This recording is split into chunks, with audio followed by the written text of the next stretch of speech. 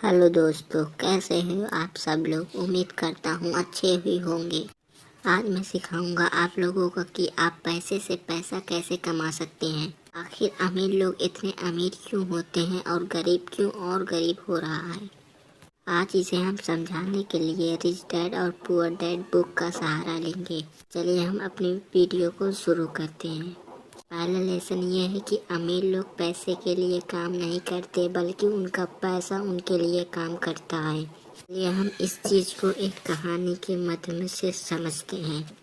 एक बार एक आदमी था जिसके पास एक गधा था। जब भी उसे अपने गधे से मेहनत करवानी होती तो वे एक गाजर को उसके सामने लटका देता था। उस गाजर को देखते ही गधा उसे खाने के लालच में काम करता चला जाता था। उसने भी उम्मीद थी कि एक दिन वह गाजर तक पहुंच ही जाएगा।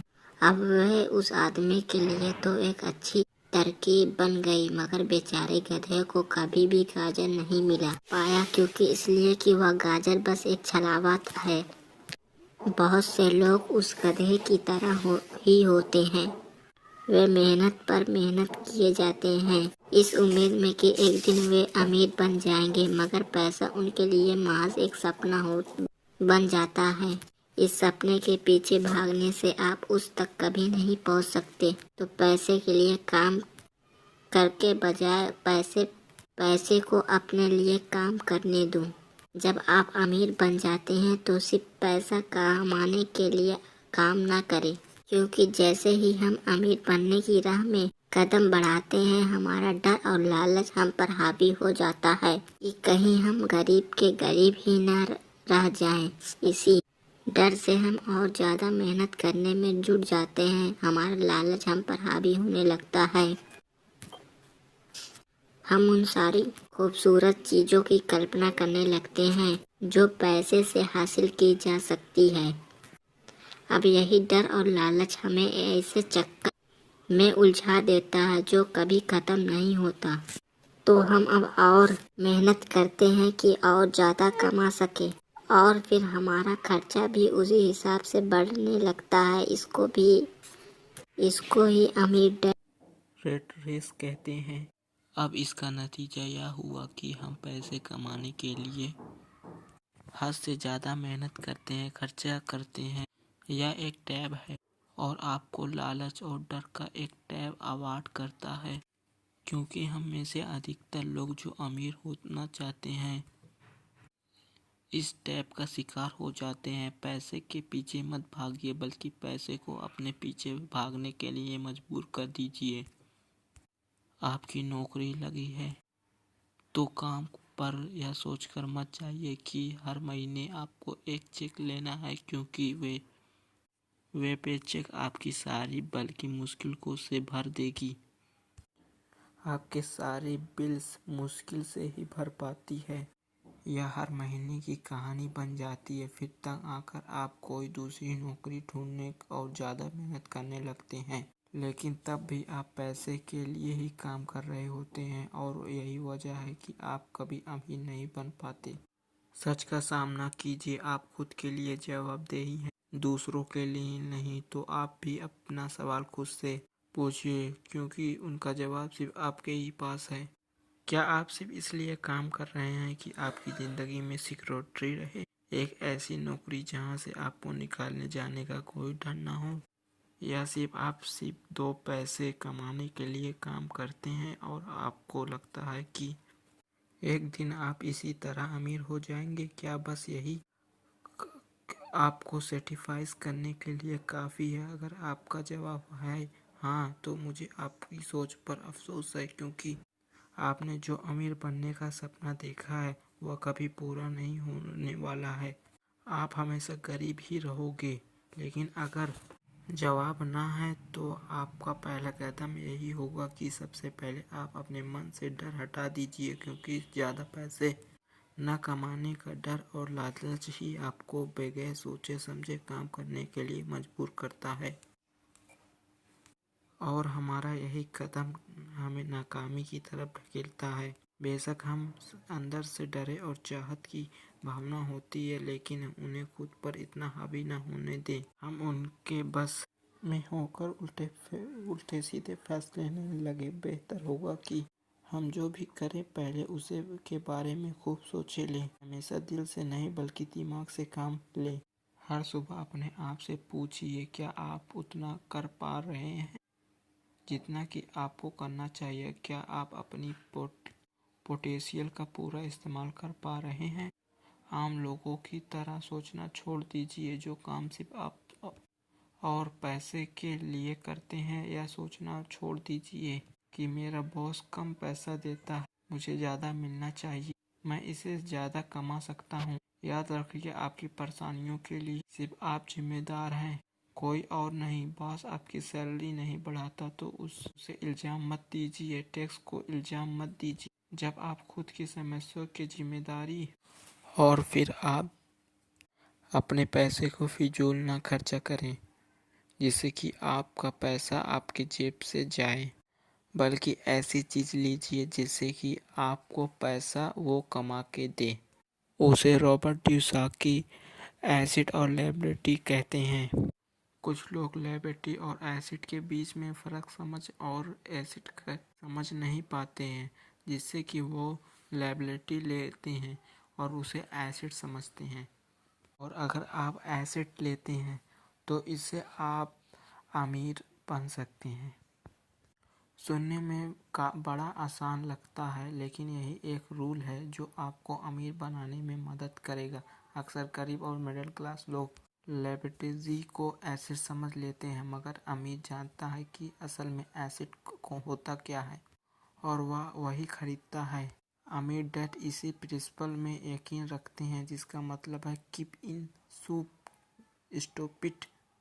उन्होंने लेखक और उसके दोस्त माइक को यही सिंपल बताया, जिसकी बदौलत वे इतनी मजबूत फाउंडेशन रखने में कामयाब रहे। इसी सीख की यही प्रिंसिपल बाद में लायबिलिटी और एसिड के बीच में फ़र्क समझने और एसिड खरीदने। लेकिन अगर यह इतना ही सिंपल है तो हर आदमी अमीर होता है ना, मगर यह मामला उल्टा है। यह दरअसल इतना सिंपल है कि हर कोई इस बारे में सोचता तक नहीं है। लोगों को लगता है कि उन्हें लायबिलिटी और एसिड के बीच में फ़र्क पता है। एसिड का कैश फ्लो पैटर्न कुछ इस तरह होता है। Income statement, balance sheet. Income statement को प्रॉफिट और लॉस का स्टेटमेंट मानकर चलना चाहिए। इसे सिंपल सा मतलब है इनकम की आपके पास कितने पैसे आए, और एक्सपेंशन है कि आपने कितने पैसे खर्च हुए। बैलेंस शीट एसिड और लायबिलिटी के बीच बैलेंस बताती है। बहुत से पढ़े लिखे अकाउंटेंट्स को भी यह बात पता नहीं होती है।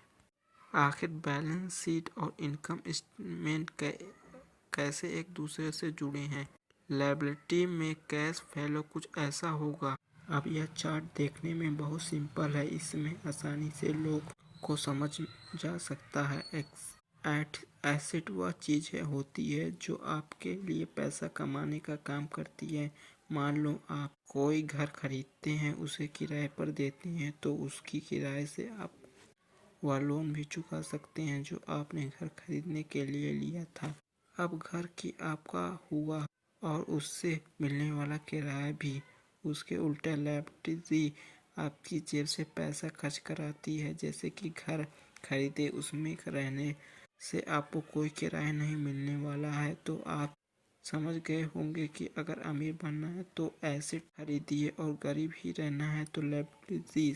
सॉरी, थोड़ा मेरी आवाज़ में दिक्कत है, मगर आप लोग के प्यार से मेरी हाफिज़ाई होगी। चलो फिर से हम अपने टॉपिक पे आते हैं। अमीर लोगों के पास ज़्यादा पैसा इसलिए होता है कि वे इस प्रिंसिपल पर यकीन करते हैं। वहीं दूसरी तरफ गरीब लोग इस प्रिंसिपल को ठीक से समझ ही नहीं पाते, इसलिए इसे बात पर जोर नहीं दिया जा सकता कि सिर्फ लेटर नहीं बल्कि इन्फोसिक्स लेटर बनिए। सिर्फ नंबर्स से कुछ नहीं होता। फर्क तो तब पड़ता है जब आप अपनी कहानी खुद लिखें। अधिकतर परिवार में यह देखा गया है कि वे मेहनती होते हैं, उनके पास पैसा भी ज़्यादा होता है, मगर उसका फ़ायदा क्या जब सारा पैसा लाइब्रेरी में ही खर्चा हो जाए। अब देखिए, यह एक मिडिल क्लास का कैश फ्लो है। Income statement, balance sheet. यह चार्ट दिखाता है कि मिडिल क्लास आदमी अपना पैसा किस तरह खर्च करता है, और अगर यही उनका तरीका रहता है तो सारी ज़िंदगी वे मिडिल क्लास ही बनकर रहते हैं, या क्या पता उसने भी नीचे चला जाए, क्योंकि आप देख ही सकते हैं कि उनका सारा पैसा लाइब्रेरी में ही खर्च हो रहा है। अभी मोटर्स, कभी rent car loan, house loan, credit card की बिल, फीस और भी ना जाने क्या क्या, उनकी सारी कमाई इन्हीं खर्चों में खर्च हो जाती है।